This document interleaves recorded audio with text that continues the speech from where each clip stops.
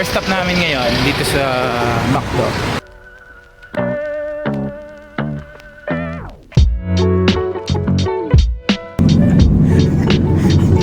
Nagdala siya ng kape.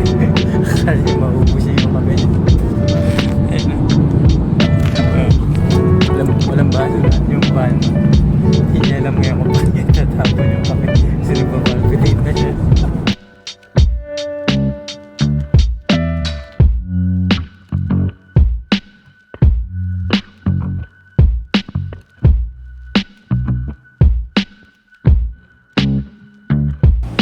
Mali yung pinunta namin.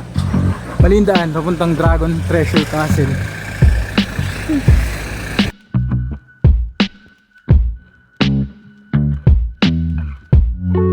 So dito yung waiting area ng shuttle. At guess what?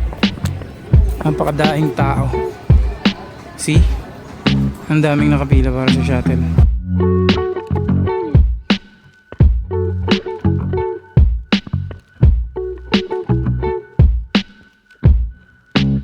So guys, ito yung Dragon's Treasure Castle.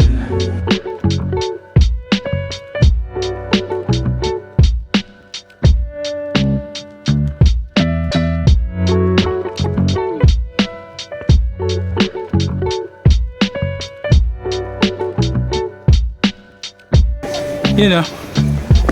So, nasa Baguio na tayo.